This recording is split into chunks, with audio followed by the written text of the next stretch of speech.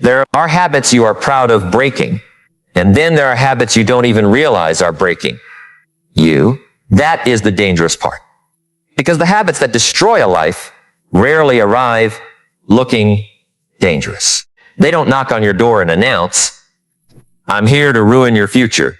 They arrive quietly. 5 minutes of scrolling, one more excuse, one postponed decision, one conversation with the wrong person, one night staying up when you know you should sleep, one promise you make to yourself and quietly break, one day of doing nothing when you told yourself you would begin, and then another and another. Until one day you look at your life and wonder how you got so far away from the person you thought you would become. Let me ask you something. What if the life you are living today is not being determined by the big decisions you make occasionally, but by the tiny decisions you make every single day when nobody is watching? What if your future isn't being stolen from you all at once? What if you're giving it away 5 minutes at a time? Think about that, because most people are waiting for a dramatic moment to change their lives. They think there will be a morning when they wake up and suddenly become disciplined. A morning when fear disappears. A morning when confidence arrives. A morning when motivation becomes permanent. A morning when they finally feel ready. But life doesn't work that way. The person who becomes powerful is usually not the person who suddenly discovers extraordinary strength. It is the person who stops allowing ordinary weaknesses to repeat themselves. And there are 7 habits that can quietly keep you trapped. 7 patterns that can make you weaker while making you believe you're simply living normally. The frightening thing is that some of these habits will feel comfortable. Some will feel harmless. Some will even feel productive. And one of them may be something you have been defending for years. That's why I don't want you to listen to this speech as if I'm talking about somebody else. Don't think about your friend. Don't think about your brother. Don't think about the person who wastes time. Don't think about the person who makes excuses. Think about you. Because the easiest person in the world to lie to is yourself. You can explain almost anything to yourself. You can justify almost anything. You can say, "I'm tired." You can say, "I'll start tomorrow." You can say, "This is just a difficult season." You can say, "I deserve a break." And sometimes those things are true. But there is a difference between a legitimate rest and a lifestyle of escape. There is a difference between being tired and becoming comfortable with weakness. There is a difference between waiting for the right moment and being afraid to begin. And if you don't learn to recognize that difference, years can disappear. I once heard a story about a man who spent decades saying he was going to change his life. He wasn't a bad man. He wasn't lazy every minute of every day. He worked. He paid his bills. He took care of his responsibilities. From the outside, he looked ordinary. But inside, there was a dream he kept postponing. He wanted to build something of his own. Every year he told himself, when things settle down, when the children are older, when the finances improve, when work becomes easier, when I have more time, when I feel more confident. And every year, life gave him another reason to wait. Then one afternoon, he was cleaning an old drawer and found a notebook. Inside that notebook was a plan he had written 20 years earlier. Same dream, same ideas, same goals, different age. He sat there looking at those pages, and suddenly he realized something painful. The dream had not died.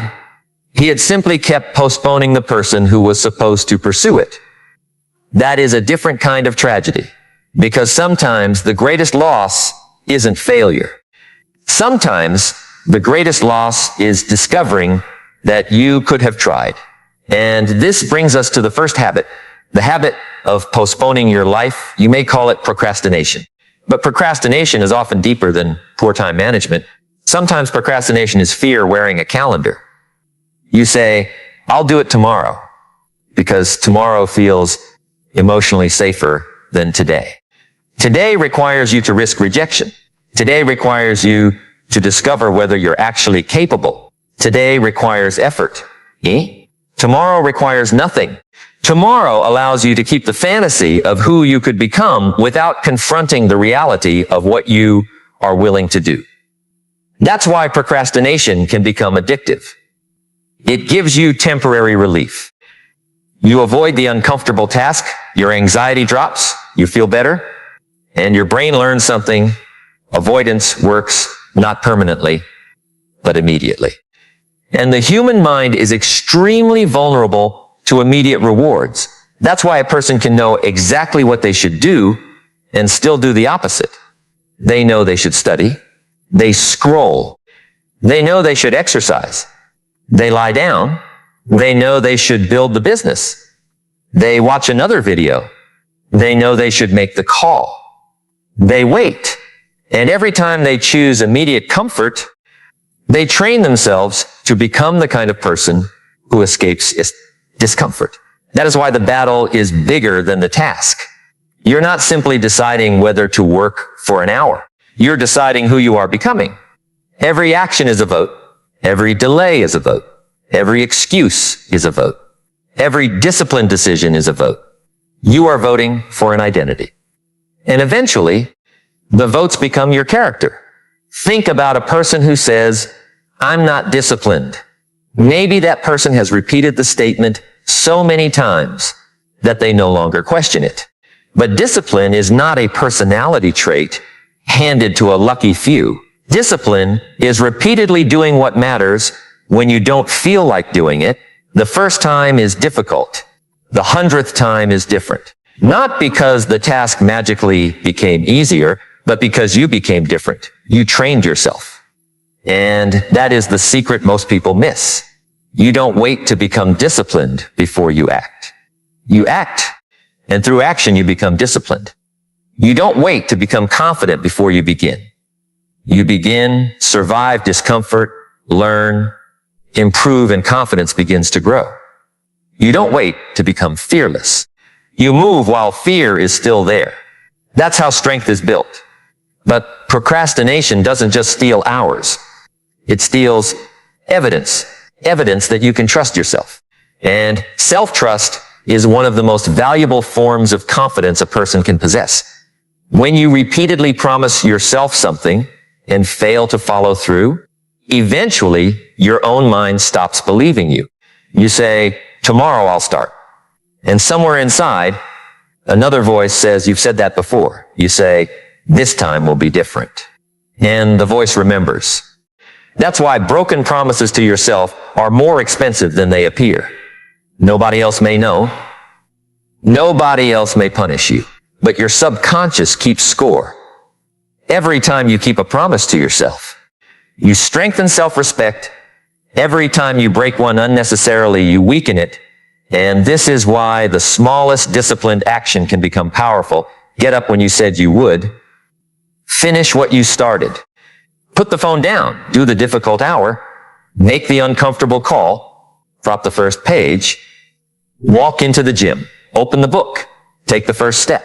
Not because that one action will transform everything overnight, but because you're teaching yourself, "I can trust me." And once you begin trusting yourself, something changes. You stop needing constant motivation. You stop needing someone to push you. You stop negotiating with every uncomfortable task. You become quieter, stronger, more reliable. And then another habit becomes visible. The habit of constantly consuming instead of creating. Look around. We live in a world where you can spend your entire day watching other people live. Other people exercising. Other people traveling. Other people becoming wealthy. Other people building companies. Other people learning. Other people speaking. Other people creating. And you can spend 6 hours consuming evidence that everybody else is moving while you remain still. There is nothing inherently wrong with entertainment. There is nothing wrong with rest. There is nothing wrong with enjoying content. The problem begins when consumption becomes your default state, when your mind is always receiving and rarely producing. When you know hundreds of opinions but cannot hear your own. When you watch productivity videos instead of doing productive work. When you save books you never read, save workouts you never perform. Save business ideas you never execute. Save motivational speeches that make you feel powerful for 20 minutes and then return to the same behavior. Information can become another form of procrastination. You can learn so much that you become afraid to act because learning feels safe. That question is exposed. When you consume, nobody can judge your unfinished work. When you create, somebody can reject it. That's why creation requires courage. You have to put something into the world that can be criticized. Your first video may be terrible. Your first business idea may fail. Your first speech may be awkward. Your first attempt may produce almost nothing. But that's where growth happens, not in imagining. In contact with reality, reality gives you feedback. Feedback makes you better. And improvement creates confidence. But there is another habit hiding underneath excessive consumption. Comparison. You see somebody else's finished chapter while you're living through your rough draft. You see the car, not the years of sacrifice. You see the house, not the failures. You see the body, not the mornings they didn't want to train. You see the success, not the private moments when they question themselves. And then you compare your behind the scenes to somebody else's highlight reel. That is an unfair battle. You cannot build a peaceful life while constantly measuring your worth against other people's visible results. Comparison turns another person's success into evidence against yourself. But it shouldn't. Their success is not your failure. Their timeline is not your timeline. Their opportunity is not your opportunity. And perhaps most importantly, their identity is not your identity. Your competition is with the person you keep becoming. Ask yourself, am I stronger than I was? Am I wiser, more disciplined, more patient, more courageous, more responsible, more capable? Because there is a version of you that existed 5 years ago who would be amazed by some of what you now understand. Don't ignore that progress. But don't use progress as an excuse to stop growing either. There is a strange balance between self-acceptance and self-improvement. You must be able to say, I accept where I am, and at the same time, I refuse to remain here. That is maturity. You don't hate yourself into becoming better. You respect yourself enough to demand better from yourself. And that brings us to another dangerous habit, negative self-talk. The things you repeatedly say to yourself become instructions. I can't. I'm unlucky. I'm not smart enough. People like me don't succeed. I'm too late. I always fail. I have no discipline. I'll never change. Be careful. A thought repeated often enough can become a belief. A belief repeated long enough can become an identity. And identity influences behavior. If you believe you're incapable, you'll unconsciously search for evidence. You will avoid challenges. You will interpret setbacks as confirmation. You will stop trying earlier. Then your lack of results will appear to prove your original belief. That is how a mental prison is built. Not with walled prison is built, with conclusions. But there is something deeper. You don't have to believe every thought you have. Your mind produces thoughts. That doesn't mean every thought deserves authority. A thought can enter your mind without becoming your command. You can notice fear without obeying fear. You can notice doubt without surrendering to doubt. You can notice the thought, I can't do this, and answer, maybe I can't do it yet, but I'm willing to learn. That small word changes everything. Yet. I can't do it yet. I don't understand it yet. I'm not good at it yet. I'm not where I want to be yet. Yet creates psychological space between your current identity and your potential. And potential matters because your current condition is not necessarily your final condition. But there is another habit that can quietly destroy that potential. The habit of keeping company with people who normalize the life you are trying to escape. You don't have to hate anyone. You don't have to become arrogant. You don't have to announce that you're changing. But you must understand something. Environment is powerful. If everyone around you makes excuses, excuses become normal. If everyone complains, complaining becomes normal. If everyone wastes time, wasting time feels normal. If everyone mocks ambition, ambition begins to feel embarrassing. And if everyone is committed to growth, growth becomes normal too. People influence standards. You may think you're choosing your behavior independently, but humans are social creatures. We adapt, we imitate, we seek belonging. And sometimes we sacrifice our future because we are afraid of becoming different from our friends. Think about that. How many dreams have been abandoned because somebody laughed? How many businesses were never started because someone said, that won't work? How many people stopped exercising because their friends called them obsessed? How many people lowered their standards because they didn't want to make others uncomfortable? You can love people without copying their habits. You can care about people without following them into mediocrity. And sometimes growth requires distance. Not anger, distance. There is a difference. You don't need to fight everybody who isn't going where you're going. You simply need to stop allowing every voice to become your inner voice. Because if you listen to enough negativity long enough, eventually it sounds like your own thinking. And that leads to another habit. The habit of complaining without taking responsibility. Life is not always fair. Let's be honest. Some people start with advantages you didn't have. Some people face circumstances you didn't choose. Some people are betrayed. Some people lose opportunities. Some people experience painful seasons. There are things that happen to you that are not your fault. But there comes a point when you must ask a different question. What am I going to do now? Responsibility doesn't mean blaming yourself for everything. Responsibility means recognizing your power over what happens next. You may not control what happened. You may not control what somebody said. You may not control the opportunity you lost. But you have influence over your next decision. And your next decision matters. A person can spend 10 years explaining why their life didn't work, or they can spend the next 10 years building something. The past can explain you.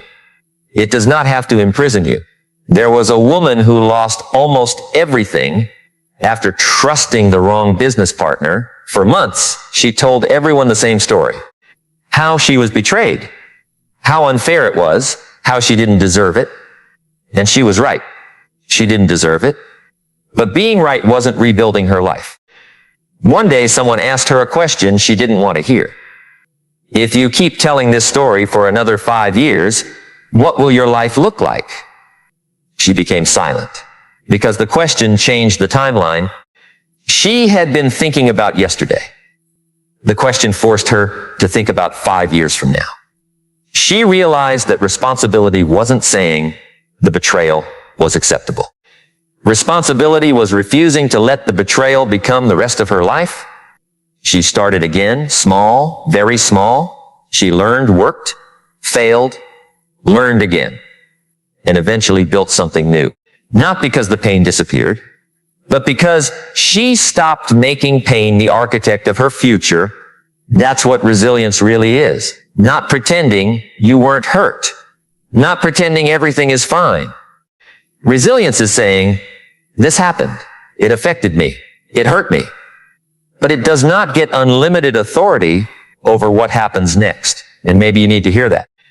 Because there is a difference between honoring your pain and worshiping your pain. Some people become attached to their own story of suffering. It becomes their identity. They don't know who they are without the problem, but you are more than what happened to you. You are also what you choose after what happened to you. And now I want you to imagine something. Imagine that today is not the day your life changes. Imagine you continue exactly as you are.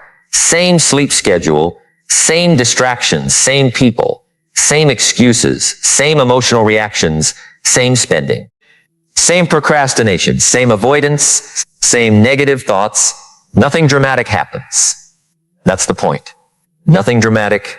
The years simply pass. 1 year, then 3, then 5. Where are you? What does your body feel like? What does your bank account look like? What skills have you developed? What relationships have you damaged?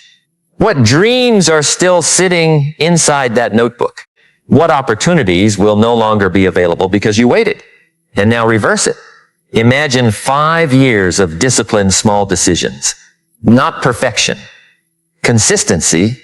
5 years of learning. 5 years of protecting your attention.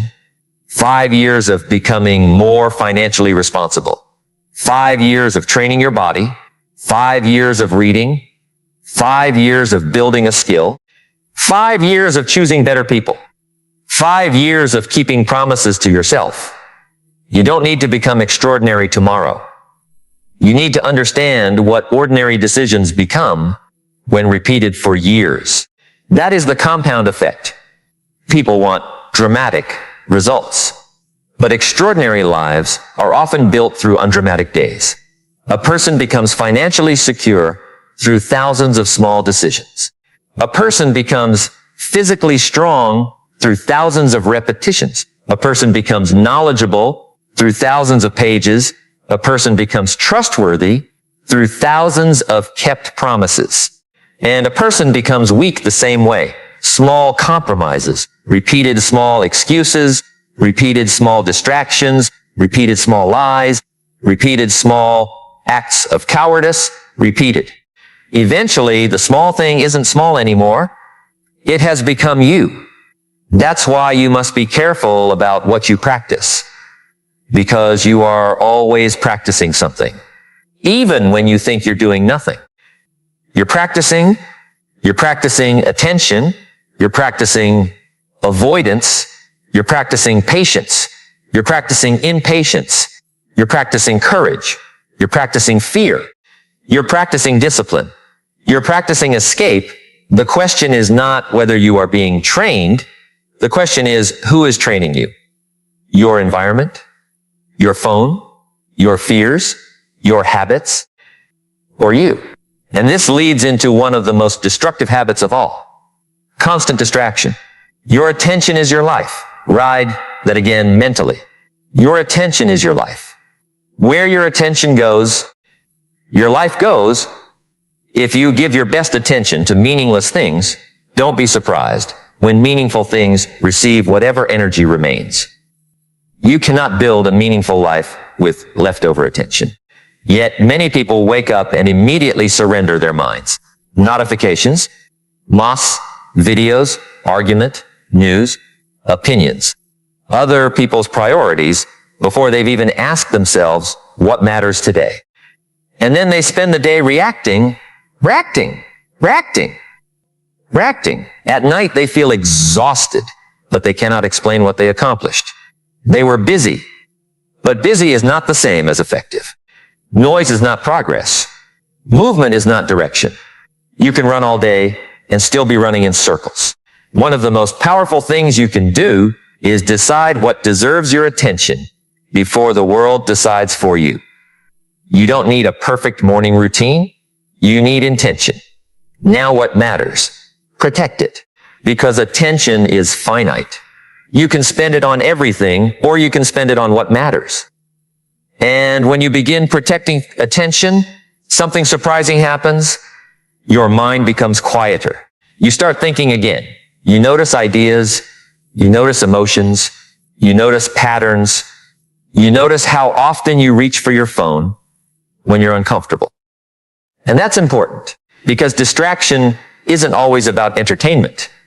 Sometimes distraction is emotional avoidance. You scroll because you're lonely. You work constantly because you don't want to think. You stay busy because silence makes you confront yourself. You consume because creation feels risky. You joke because vulnerability scares you. You sleep because tomorrow requires a decision. Sometimes the habit is not the real problem. The habit is the medicine you're using to avoid the real problem. And if you only remove the habit, without understanding the pain underneath it, you'll replace it with another habit. That's why self-awareness matters. Ask, what am I trying not to feel? What am I avoiding? What becomes uncomfortable when the noise stops? Those questions can lead you somewhere deeper. Maybe you're not lazy. Maybe you're afraid you'll fail. Maybe you're not unmotivated. Maybe you've lost connection with a meaningful goal. Maybe you don't need more information. Maybe you need courage. Maybe you don't need another productivity system. Maybe you need to keep one promise to yourself. That's the kind of honesty that changes people.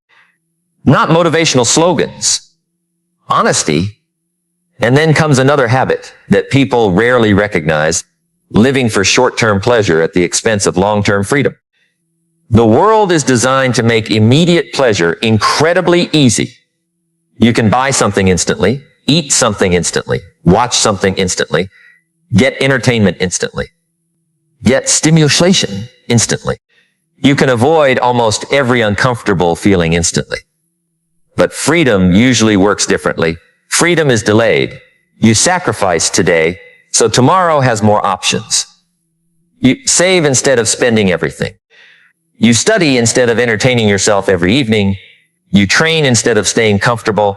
You practice instead of pretending. You say no instead of needing approval. You work when nobody applauds. This is why discipline can feel painful in the beginning. You are exchanging immediate comfort for future freedom. And the future doesn't send you a receipt. You don't immediately feel rewarded. That's why many people quit. They plant seeds and dig them up every week to see if they're growing. They start saving, then spend, start exercising, then stop, start learning, then abandon it. Start building, then switch direction. They never stay long enough for compounding to reveal itself. Patience is not passive. Patience is sustained effort without immediate evidence. That's powerful and difficult. But consider the alternative. What is the price of never learning patience? You become addicted to novelty. Every new idea excites you. Every new goal feels perfect. Then the boring middle arrives, and you leave. The boring middle is where most people disappear. The beginning is exciting. The result is exciting. But the middle? The middle is repetition. No applause. No dramatic transformation. Just another workout, another page, another client, another application, another practice session, another early morning, another uncomfortable conversation. And if you can learn to respect the middle, you become dangerous in the best possible sense because you become consistent. You stop needing everything to feel exciting. You understand that mastery is often boring from the outside. The pianist practicing scales doesn't look heroic. The entrepreneur reviewing numbers at midnight doesn't look inspirational. The student reading the same concept again doesn't look extraordinary. The person refusing another unnecessary purchase doesn't look powerful. But those invisible decisions create visible lives. And perhaps the deepest habit you must avoid is this: betraying your own standards. Because once you start negotiating with your standards begin to move. You say, just this once. Then once becomes twice. You say, nobody will know, but you know. You say, it doesn't matter, but it matters because you're becoming somebody. Self-respect is built in private, not on stages, not in photographs, not when people are watching private choices. That's where character is formed. Who are you when nobody is impressed? Who are you when nobody will reward you? Who are you when quitting would be easier? That person is closer to your real character than the version of you that performs for an audience. And I want you to understand something about self-respect. Self-respect isn't thinking you're better than other people. It is knowing you will not repeatedly abandon yourself. You will not keep making promises you have no intention of keeping. You will not continually expose your mind to things that destroy your peace. You will not continue relationships that repeatedly violate your boundaries simply because you're afraid to be alone. You will not continue spending tomorrow's money to impress today's audience. You will not continue choosing temporary comfort while telling yourself you want permanent freedom. At some point, your life requires a decision, not a dramatic speech, a decision. And decisions are powerful because they close doors. You cannot become someone new while keeping every door open to the old you. There comes a moment when you have to say, that version of me had reasons, but those reasons no longer get to control me. You can forgive your past self. You can understand why you behaved the way you did. You can recognize that you were doing the best you knew how, but you can still decide to become better. Compassion without accountability becomes stagnation. Accountability without compassion becomes self-hatred. You need both. You need to look at yourself honestly without destroying yourself for being imperfect, because you will fail. You will have bad days. You will lose focus. You will procrastinate sometimes. You will make mistakes. You will fall back into old patterns. The question isn't whether you ever fall. The question is how long you stay down. A strong person is not someone who never loses. A strong person learns how to return to discipline, return to purpose, return to honesty, return to the work, return to the standard. Return to themselves. And now imagine the person you could become if you stopped expecting yourself to be perfect and started expecting yourself to return. You miss one workout, return. You waste a day. Return. You make a bad financial decision, return. You lose your temper, return. You fail, return. You don't need a perfect record. You need a pattern of returning. That is resilience. But there is another danger. Using your past mistakes as proof that you cannot change. Your past is evidence of what happened. It is not a prophecy. If you made terrible decisions 5 years ago, that doesn't mean you are permanently terrible at making decisions. If you wasted years, you cannot recover those years. But you can refuse to waste the next ones. And sometimes the most powerful motivation isn't thinking about what you can gain. It's realizing what you can no longer afford to lose. You can no longer afford another year of the same excuses. Another year of saying, someday. Another year of shrinking. Another year of waiting for confidence. Another year of letting other people's opinions determine your choices. Another year of being distracted from your own life. Another year of knowing what you should do and refusing to do it. Time doesn't negotiate. You can negotiate with a person. You can renegotiate a contract. You can change a plan. You cannot renegotiate yesterday. Yesterday is gone, and tomorrow is not guaranteed. All you ever truly possess is this moment and the decisions available inside it. That doesn't mean you need to become obsessed with productivity. It means you should become conscious of your choices. There is a difference. A meaningful life is not a life where every minute is productive. It is a life where the important things are not continually sacrificed for the trivial. Rest matters. Family matters. Joy matters. Friendship matters. Silence matters. But avoidance disguised as rest is different. Pleasure disguised as happiness is different. Buzziness disguised as progress is different. And learning to tell the difference is part of growing up. At some point, you stop asking, what do I feel like doing? And you begin asking, what does the person I want to become need me to do? That question changes behavior, because feelings are information. They are not always instructions. You can feel tired and still do something important. You can feel afraid and still speak. You can feel uncertain and still begin. You can feel discouraged and still continue. Courage isn't the absence of emotion. Courage is choosing according to your values, while emotion is present. And that is why the person who learns emotional discipline becomes powerful, not emotionally numb, emotionally governed. They can feel anger without becoming anger, feel fear without becoming fear, feel sadness without abandoning responsibility. Feel excitement without making reckless decisions. Feel disappointment without declaring themselves a failure. That is maturity, and it is built through practice. Again and again. Small decisions daily. Quickly. Until one day you realize you don't react the way you used to. The trigger is still there, but you are different. The temptation is still there, but you are different. The fear is still there, but you are different. The opportunity to quit is still there, but you are different. That's transformation, not becoming a completely different human being overnight. Becoming a person who responds differently. And now I want you to imagine meeting yourself 5 years from today. Not the fantasy version, the real version, the version created by your current habits. What does that person say to you? If you continue delaying, perhaps they look at you with disappointment, not because you were incapable, but because you knew what needed to change. You knew which habits were hurting you. You knew which conversations were draining you. You knew which distractions were consuming your attention.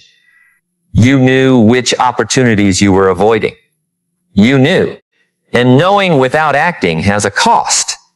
But imagine another version. You meet yourself 5 years from now after thousands of disciplined choices. That person doesn't look perfect.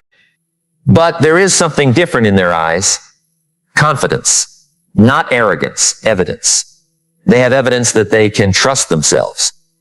They remember the mornings they didn't want to get up, the nights they wanted to quit, the failures, the rejection, the months when nothing seemed to work, but they kept returning. They built skills. They became financially wiser. They became healthier. They learned. They became selective about their environment. They stopped begging for approval. They became comfortable being misunderstood. And when they look at you, perhaps the message isn't, you became lucky. Maybe it's, you finally stopped getting in your own way. That is a powerful thought, because sometimes the enemy is not outside. Sometimes you are carrying the lock and asking where the prison is. Your excuses are the lock. Your distractions are the lock. Your fear of judgment is the lock. Your attachment to comfort is the lock. Your negative identity is the lock. Your refusal to take responsibility is the lock. And the key is not hidden. It's in your next decision. Not your next 100 decisions. Your next one. What will you do when this speech ends? Not for applause. Not for a dramatic transformation. What is the next honest decision? Maybe it is going to bed on time. Maybe it is deleting the distraction. Maybe it is opening the document. Maybe it is making the call. Maybe it is apologizing. Maybe it is setting a boundary. Maybe it is looking at your finances honestly. Maybe it is admitting that the relationship is unhealthy. Maybe it is finally accepting that nobody is coming to live your life for you. That last realization can hurt, but it can also free you. Because when you stop waiting for someone to rescue you, you begin discovering your own agency. You stop saying, someone should help me, and start asking, what can I do? You stop asking, why isn't life fair? And start asking, what can I build from here? You stop asking, when will I feel ready? And start asking, what can I learn by beginning? Those questions don't erase difficulty. They change your relationship with difficulty. And that is where strength begins. Not when life becomes easy. When you become capable of carrying difficulty without surrendering your identity. There will always be another obstacle, another bill, another rejection, another difficult conversation, another season where your progress feels invisible. If your entire strategy depends on feeling motivated, you are vulnerable. But if your strategy depends on values, discipline, and identity, you become steadier. You don't need to feel inspired to keep your word. You don't need to feel excited to do what matters. You don't need perfect confidence to take the next step. Sometimes you simply need to remember who you are trying to become. And then there are moments when you must choose between two kinds of pain. the pain of discipline, or the pain of regret, the pain of saying no today, or the pain of wishing you had said no 5 years ago, the pain of starting as a beginner, or the pain of never discovering what you could have become, the pain of leaving a destructive environment, or the pain of staying until your identity is shaped by it, the pain of saving, or the pain of financial dependence, the pain of learning, or the pain of remaining incapable. There is pain either way. The question is, which pain produces a life you can respect? And that is something nobody can answer for you. You have to decide, because eventually comfort sends a bill, and the bill is usually paid in lost potential. You can borrow comfort from the future. But the future collects every time you choose the easy thing when the important thing is difficult. You may be borrowing from the person you will become. And that person may one day ask, why did you keep choosing this? You don't want to meet that question after 10 years. You want to answer it now. You want to look at your habits while they're still small, because habits are easier to change before they become circumstances. A little distraction is easier to correct than a destroyed attention span. A little overspending is easier to correct than crushing debt. A little procrastination is easier to correct than years of unfinished dreams. A little negative thinking is easier to correct than an identity built around helplessness. A little compromise is easier to correct than a character you no longer recognize.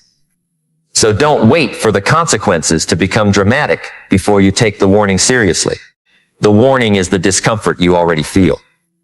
That feeling that something is off, that feeling that you are capable of more, that feeling that your days are passing too quickly, that feeling that you're busy but not fulfilled, that feeling that you're surrounded by noise but disconnected from yourself. Don't automatically silence that feeling. Sometimes dissatisfaction is not your enemy. Sometimes it is information. Sometimes your frustration is telling you that your current life no longer matches your values.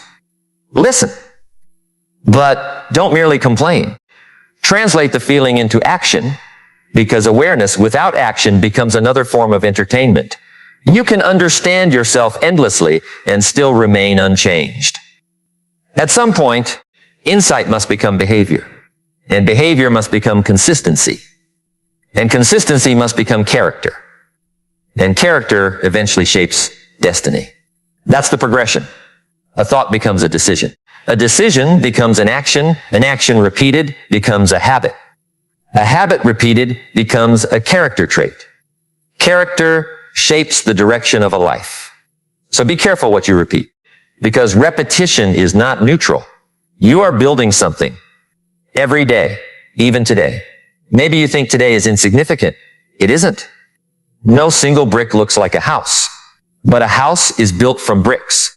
No single workout creates a strong body. No single page creates expertise. No single saving decision creates wealth. No single courageous conversation creates a strong relationship. But the accumulation becomes undeniable. This is why small habits matter. Not because each one is dramatic, because they compound. And negative habits compound too. That's why the 7 habits we have been talking about are not 7 isolated problems. They reinforce one another. You procrastinate. Then you feel guilty.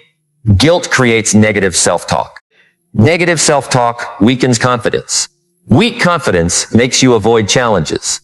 Avoidance increases distraction. Distraction reduces progress. Lack of progress increases comparison.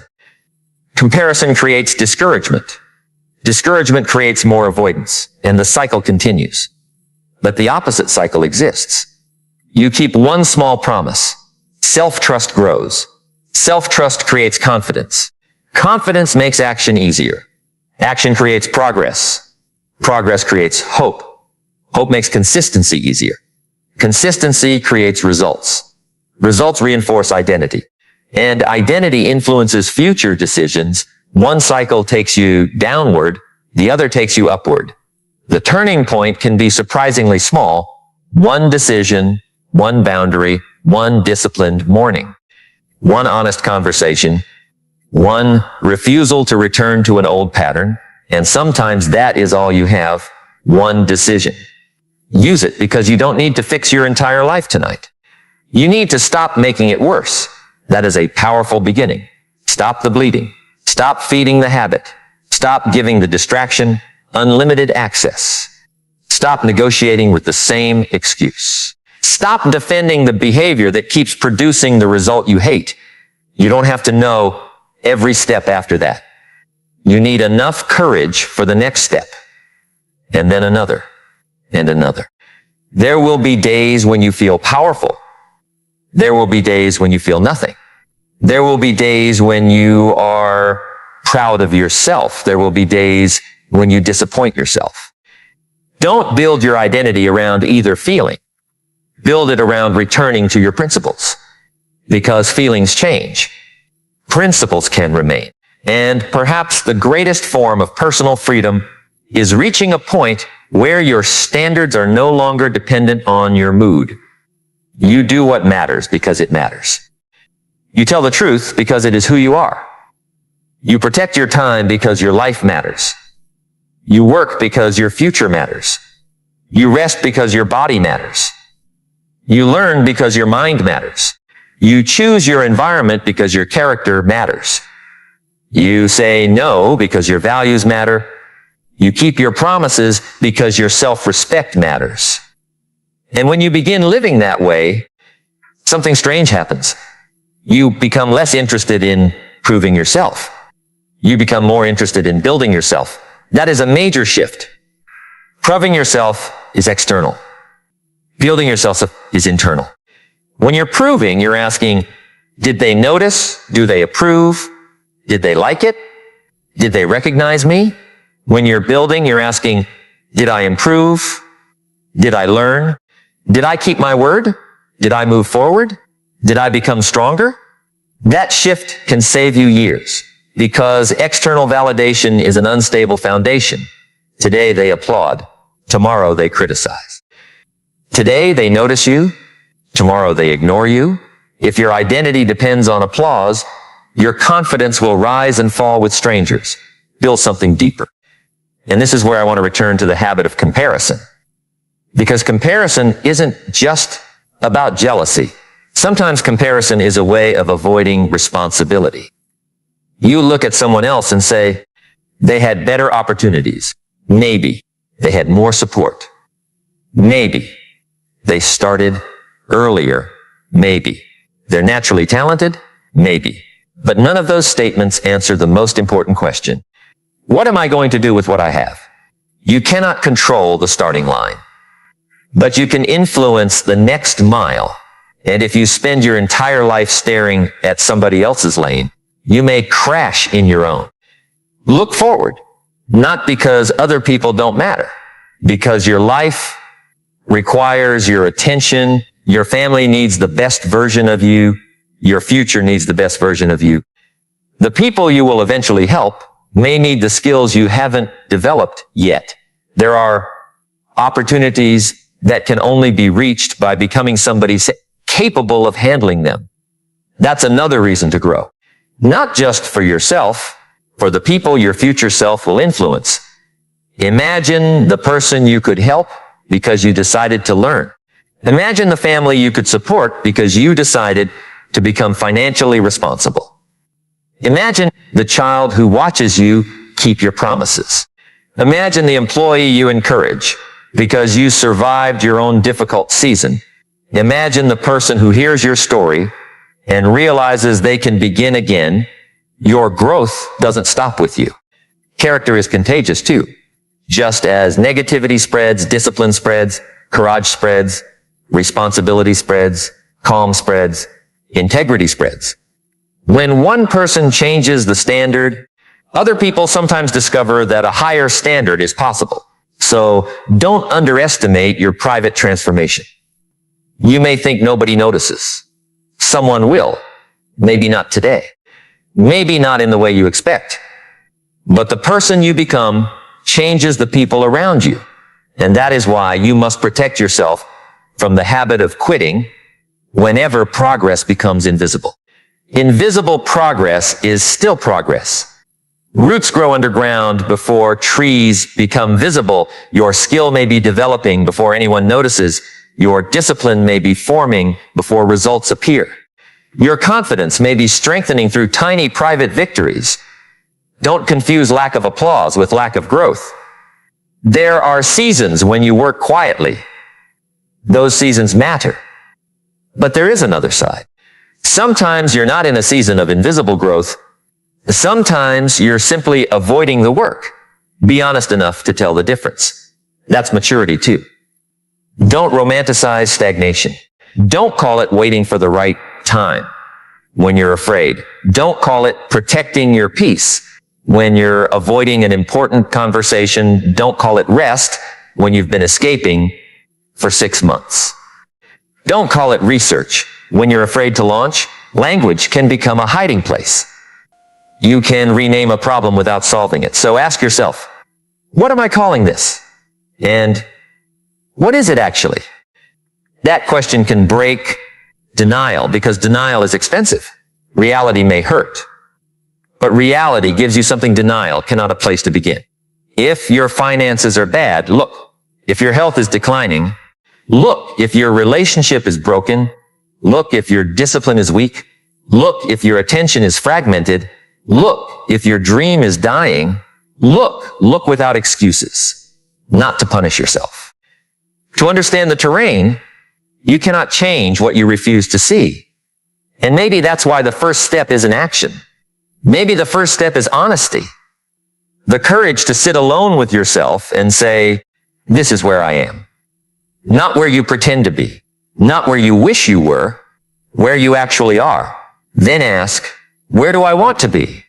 Then, what must change between these 2 points? Now the work becomes real, not motivational real. And real work is often less glamorous than people imagine. It is repetitive. It is inconvenient. It is sometimes lonely. It requires saying no. It requires disappointing people. It requires being misunderstood. It requires starting before you're confident. It requires continuing after the excitement disappears. But there is a quiet dignity in that. The dignity of becoming someone you respect. And maybe that is what you have been missing. Not motivation, not information, not another quote, self-respect. Because when you respect yourself, you begin treating your time differently, your body differently, your money differently, your mind differently, your relationships differently, your future differently. You stop asking, can I get away with this? And start asking, is this worthy of me? That question is powerful.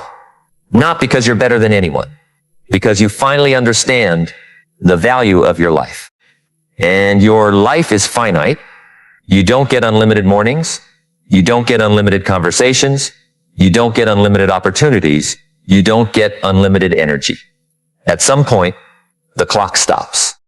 Nobody knows exactly when. That's not meant to frighten you. It's meant to wake you up. Imagine being 90 years old and looking backward. Would you wish you had spent more time worrying about what people thought? Would you wish you had watched more meaningless content?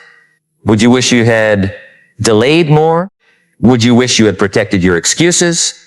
Or would you wish you had taken more chances, built more, loved more, learned more, spoken honestly, started sooner, stayed disciplined, walked away from what was destroying you? The older version of you cannot come back and change today. But the current version of you can still influence that future. That's the privilege you have right now. The future is not fully written, and that means your habits are not destiny. They are direction. Chance the direction, and eventually you change the destination. Maybe not immediately. Maybe not dramatically. But eventually, and I want you to notice something, the 7 habits aren't really about 7 behaviors. They're about one deeper question. Are your daily actions aligned with the person you say you want to become? Because you can say you want freedom while practicing dependence. You can say you want wealth while practicing impulsive spending. You can say you want confidence while practicing avoidance. You can say you want health while practicing neglect. You can say you want peace while feeding your mind constant chaos. You can say you want success while practicing inconsistency. Your behavior always votes, and eventually the votes win. So be careful what you vote for tomorrow morning, because tomorrow morning may look ordinary, but ordinary mornings repeated become extraordinary lives, or ordinary mornings repeated become years of regret. The difference is rarely one dramatic moment. It's the pattern, and patterns can change, not all at once, but one interruption at a time. Catch yourself, notice the habit, pause, choose differently, repeat. That is how change actually happens. And there will be a moment when the old habit appears again. It will feel familiar, comfortable, almost automatic. That's when you need to remember. Familiar does not mean healthy. Easy does not mean right. Comfortable does not mean safe. And difficult does not mean wrong. Sometimes the road that feels uncomfortable is the road leading out. Sometimes boredom is the price of mastery. Sometimes loneliness is the price of leaving the wrong environment. Sometimes rejection is the price of trying. Sometimes discipline is the price of freedom. Sometimes saying no is the price of self-respect. And sometimes beginning again is the price of becoming someone new. So when the old habit whispers, don't panic. You don't need to fight your entire life at once. You simply need to refuse the next compromise. One refusal, one choice, one step, then another. Because there is a version of you that is waiting on the other side of thousands of these decisions. Not a perfect version, a stronger one, a wiser one, a calmer one, a more disciplined one, a person who doesn't need to escape every uncomfortable feeling, a person who can sit with uncertainty, a person who can fail without collapsing, a person who can succeed without becoming arrogant, a person who can say no without guilt, a person who can say yes without fear, a person who can walk alone when necessary, a person who can keep going when nobody is watching. And perhaps the most important transformation is this. You stop needing your life to feel easy before you believe your life is meaningful. You understand that difficulty is sometimes evidence that you're growing. You stop asking why the road is hard. You start asking what the road is teaching you. You stop seeing discipline as punishment. You see it as self-respect. You stop seeing sacrifice as loss. You see it as an exchange. You give up something temporary to create something lasting. You stop seeing time as something to kill. You see it as the raw material of your life. And once you see time that way, you become protective. You become selective. You realize that every hour spent carelessly cannot be recovered. You realize that attention spent on nonsense cannot simultaneously be spent building your future. You realize that habits don't merely consume time. They shape identity. And identity shapes choices. And choices shape years. And years shape a life. That's why these habits matter. Not because someone told you they're bad. Because you now understand where they can lead. And perhaps you're beginning to see something else. The goal isn't to become a person who never experiences temptation. The goal is to become a person who doesn't automatically obey it. You can have distractions around you and still focus. You can have fear and still act. You can have doubt and still continue. You can have setbacks and still rebuild. You can have comfort available and still choose growth. That is freedom, not having no temptation, having the strength to choose. And strength is built quickly, repeatedly, sometimes painfully, but it is built. So the next time you hear yourself say, it's only one day, remember that one day becomes another the next time you say, I'll start tomorrow. Remember that tomorrow is a place people have been living in for years. The next time you say, it doesn't matter, ask whether the pattern matters. The next time you say, everyone does it, ask whether everyone is living the life you want. The next time you say, I'm just not disciplined, ask whether that is a fact or a story you've practiced. The next time you say, I'm too late, ask whether being late is worse than never beginning. The next time you say, what will people think? Ask what your future self will think if you never try. Those questions can become turning points. And perhaps tonight, somewhere inside you, there is a habit you already know you need to confront. You don't need me to name it. You know, maybe it is your phone. Maybe it is your spending. Maybe it is your environment. Maybe it is your temper. Maybe it is your procrastination. Maybe it is your addiction to approval. Maybe it is your constant complaining. Maybe it is your refusal to begin. Maybe it is something you have hidden even from the people closest to you. Whatever it is, don't turn awareness into shame. Turn it into responsibility. Because shame says, something is wrong with me. Responsibility says, something must change, and I can participate in that change. Those are very different voices. Listen to the second. And if you fall tomorrow, don't use the fall as evidence that the change was fake. Return. If you fail next week, return. If you lose momentum next month, return. The person who keeps returning becomes difficult to defeat because life can knock them down, but it cannot convince them to stay down.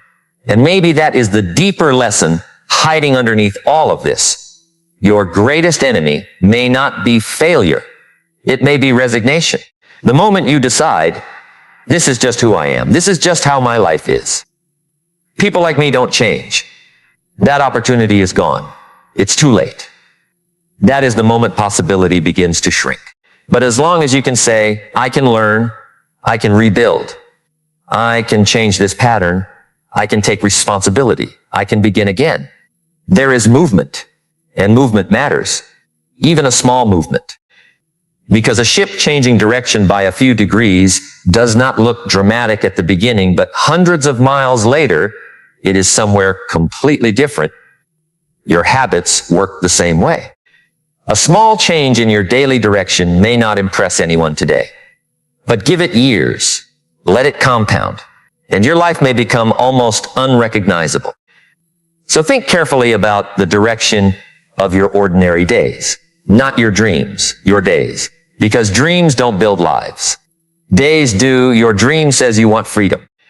Your day asks what you did with your time. Your dream says you want strength. Your day asks what you practiced. Your dream says you want wealth. Your day asks what you did with your money. Your dream says you want peace. Your day asks what you allowed into your mind. Your dream says you want confidence. Your day asks whether you kept your word. That's the confrontation. And it is uncomfortable. But discomfort can be useful. Sometimes the most uncomfortable truth is the doorway to the most useful change. So don't run from every uncomfortable truth. Some truths are trying to save you years. And there may be a day when you look back at this period of your life and realize something. The habits didn't disappear because you suddenly became a different person. They disappeared because you stopped feeding them. You stopped rewarding them. You stopped defending them. You stopped calling them harmless. You started noticing the moment before the behavior, the impulse, the excuse, the thought. And in that tiny space, you began choosing. That space is where freedom lives, between impulse and action, between fear and decision, between thought and behavior. There is a space. Protect it. Use it, because your entire future can change inside a very small moment. A moment when you decide not to scroll. A moment when you decide to tell the truth. A moment when you decide to save the money. A moment when you decide to begin. A moment when you decide to stay. A moment when you decide to walk away. A moment when you decide that the old pattern has had enough time, and perhaps you are closer to that moment than you think. Because the person you want to become is not somewhere in the distance waiting for you. That person is being constructed by what you do next. Not someday, next, the next conversation, the next morning, the next hour, the next decision. and there is still so much you don't know about yourself. There are levels of discipline you haven't experienced, levels of courage you haven't tested, skills you haven't developed, places you haven't seen, people you haven't met, problems you haven't solved, strength you haven't needed yet. There are versions of yourself you haven't met because your current habits keep you standing at the same door. Change the habits. Open the door. And then you may discover that the person you were waiting for was never coming from outside. You were building that person all along, quickly, choice by choice, day by day. And somewhere beneath the noise, beneath the excuses, beneath the fear, beneath the years you wish you could change, there is still a part of you that knows you are capable of more. Listen to that part, not because it promises an easy life, because it asks you to live an honest one. And honesty may require you to admit that some things you call comfort are actually cages. Some things you call friendship are actually influence. Some things you call rest are actually avoidance. Some things you call planning are actually fear. Some things you call bad luck are partly repeated decisions. And some things you call just the way I am are simply habits you have practiced long enough to mistake them for identity. That distinction matters because habits can be changed. Identity can evolve. And once you understand that, you stop asking whether change is possible. You begin asking what you are willing to change. That is a harder question, but it is a better one because possibility is everywhere. The real question is commitment. What are you willing to stop? What are you willing to endure?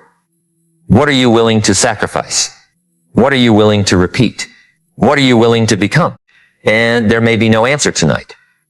That's okay. Some questions are not meant to be answered immediately. Some questions are meant to follow you into the quiet, into tomorrow morning, into the moment when your hand reaches for the phone, into the moment when the excuse appears, into the moment when fear says, wait, into the moment when comfort says, just this once. And in that moment, you may remember that your future is not asking for perfection. It is asking for a decision. And you may discover that the smallest decision can carry a surprisingly large weight because sometimes the life you want isn't waiting for a giant breakthrough. Sometimes it is waiting for you to stop repeating the thing that has been quietly holding you back